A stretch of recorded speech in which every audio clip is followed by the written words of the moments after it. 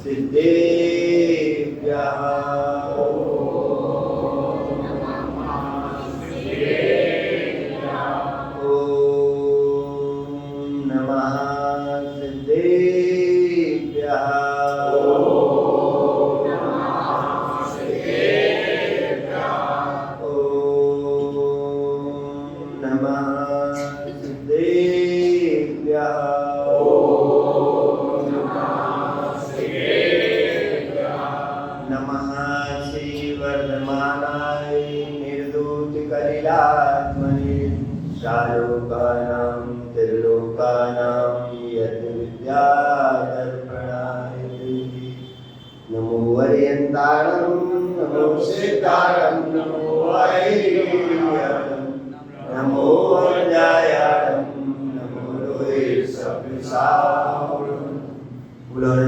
सिद्ध परमेश्वरी भगवान की जय।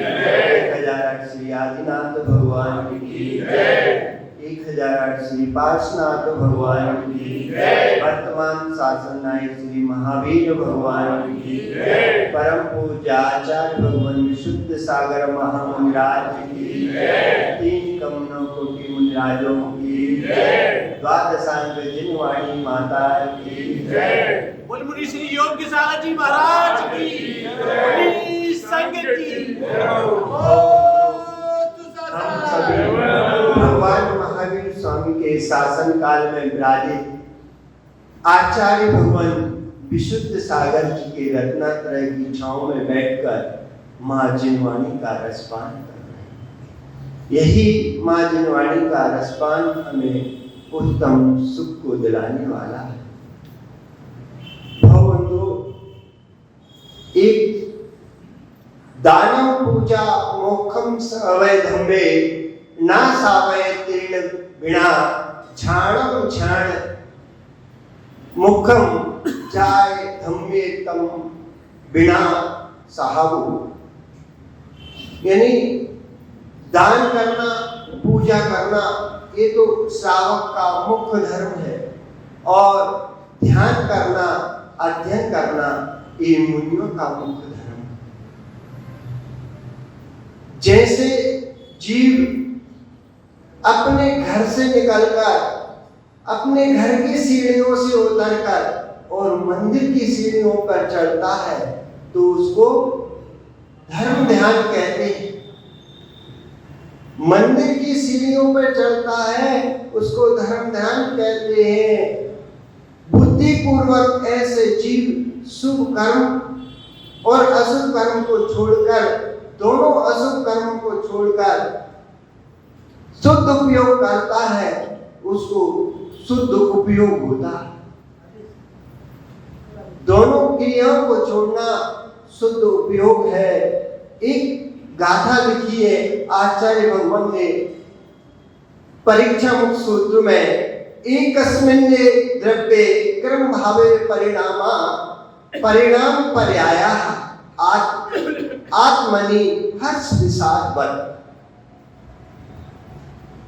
एक समय में एक ही क्रिया हो सकती है, एक समय में एक ही क्रिया हो सकती है। जैसे एक समय में हर्ष परिणाम होते हैं तो विषाद परिणाम नहीं होते। जैसे एक चेहरे पर एक समय में खुशी, या तुम तो खुशी जाहिर कर सकते हो, दिखा सकते हो, या रोके से दिखा सकते हो। दोनों बातें एक समय में नहीं हो सकती। उसी समय तुम रोके दिखाओ, उसी समय हंस के दिखाओ, एक समय में यह हो सकता है? नहीं हो सकता। तो इसी को समझना है कि एक म्यान में 2 तलवारें नहीं हो सकती। या तो शुद्ध उपयोग होगा, या शुभ उपयोग होगा, या अशुभ उपयोग होगा। दोनों को छोड़ेंगे तब शुभ अशुभ से निकल के शुद्ध उपयोग में पहुंचेंगे। तो हमें यहाँ चातुर्मास के 4 महीने 5 महीने मिले हैं। 5 महीने हम कहते हैं 5 महीने नहीं मिले, केवल हमें तो 7 दिन ही मिले। 7 दिन में ही हमें अपने इस जीव को कहाँ ले जाना है, कहाँ पटकना है, कहाँ उठाना है। और 7 दिन का ही अंतर है। 7 दिन पहले हमारी स्थापना हुई थी और 7 दिन बाद आपकी स्थापना हुई।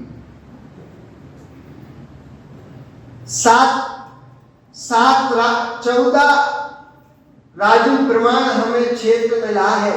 7 राजू हम छोड़कर आए हैं और 7 राजू हमें ऊपर जाना है। 7 दिन है और 7 राजू ऊपर गमन करना है। 7 दिन छोड़ दो, 7 दिन ही बचे। मां यदि एक प्रश्न पूछे हम आपसे कि 12 में से 4 गए तो कितने बचे हैं? 8।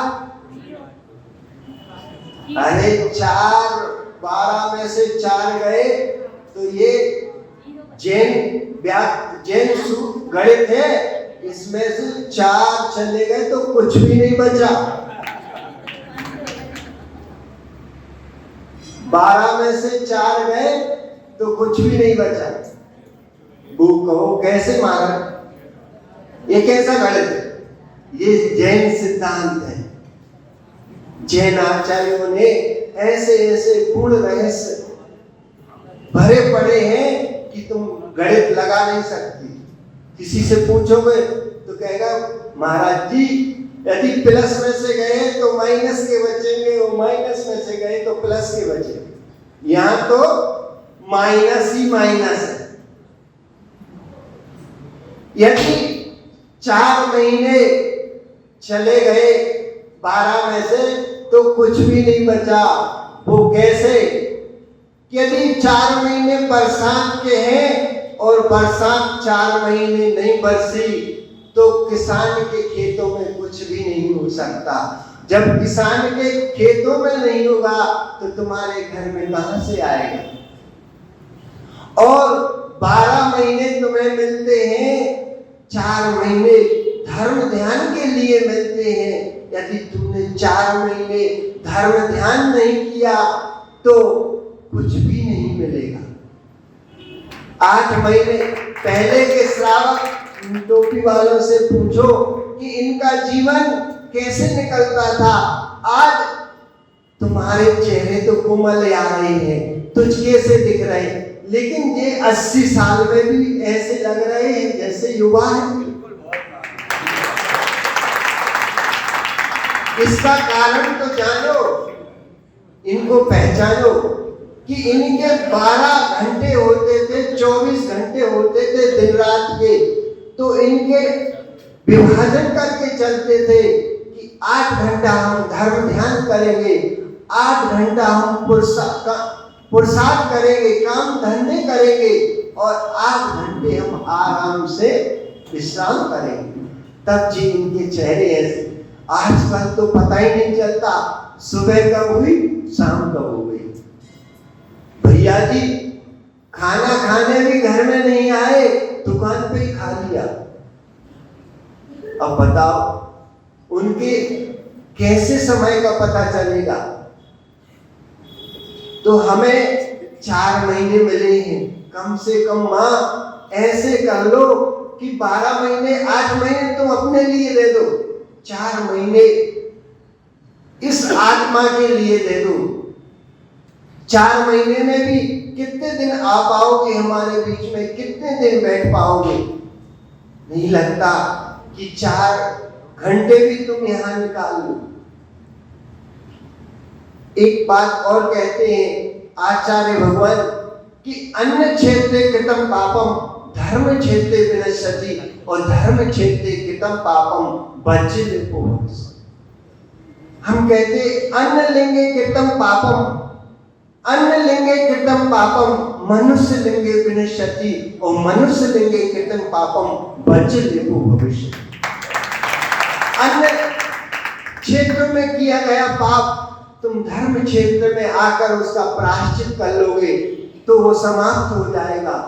लेकिन धर्म क्षेत्र में ही तुमने पाप किया तो कौन से क्षेत्र में जाओगे उसका प्रायश्चित करने। ऐसे ही अन्य योनि में अपन ने पाप किए हैं, उस पाप धोने के लिए हमें मनुष्य आयु और जैन कुल मिला है। ये हमें पाप करने के लिए नहीं बल्कि पुण्य करने के लिए, और पुण्य करने के भी लिए नहीं, हमें पापों के प्रायश्चित के लिए मिला है। हमें इस जीव को जन्म मरण के बहुत दुख भोगे हैं, उस जन्म मरण के दुखों से निकाल कर उत्तम सुख को पाने के लिए मिले हैं। तो हम और ज्यादा कुछ नहीं कहेंगे, इतना ही कहेंगे कि इस छोर ना उस छोर, इस छोर ना उस छोर, 2023 का चातुर्मास सिर्फ सात सागर जी के चरणों की ओर।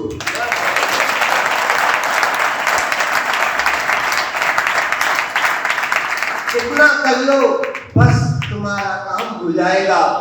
4 महीने का जो आनंद है, जो आत्म सुख है, वो तुम्हें प्राप्त हो जाएगा। एक और बात कहते हैं, आचार्य भगवान विशुद्ध सागर जी ने एक वस्तुत महाकाव्य लिखा है। आज तक ऐसा काव्य लिखा नहीं गया, और यदि तुमने नहीं सुना हो उसका नाम आज सुन लो, और एक कविता के माध्यम से, उस महाकाव्य की कविता के माध्यम से हम आप सबको अवगत कराते हैं। आचार्य विशुद्ध सागर आत्मविद्या को सदियों सदियों से करता रहा प्रदान, विस्मय भारत देश महान। आत्मविद्या को सदियों सदियों से करता रहा प्रदान, विस्मय भारत देश महान। यहीं पर संयम तप धर तीर्थंकर बने भगवान। श्रवण श्रेणियों का ऋषि मुनियों का, श्रवण श्रेणियों ऋषि मुनियों की आन बान, मातृभूमि पितृभूमि तीर्थ प्रदेश प्रदेश, भारत देश की शान, भारत देश की शान। कृषि करो या ऋषि बनो, सम्राट ऋषभ देव का आह्वान, सम्राट ऋषभ देव का आह्वान। और जियो और जीने दो, जियो और जीने दो, संदेश महावीर वर्धमान, संदेश महावीर वर्धमान। सद्भाव सद्भावना से, सद्भाव सद्भावना से धर्म निरपेक्ष प्रजातंत्र का संपत्ति, भारत देश विशाल जहान, भारत देश विशाल जहान। शादवाद अनेकांत के दिव्य नाम से पावन निर्ग्रंथ मुनियों का यह धाम, पावन निर्ग्रंथ मुनियों का यह धाम। भारत देश महान, भारत देश महान। बोलो आचार्य भगवान विशुद्ध सागर महामुनिराज की जय।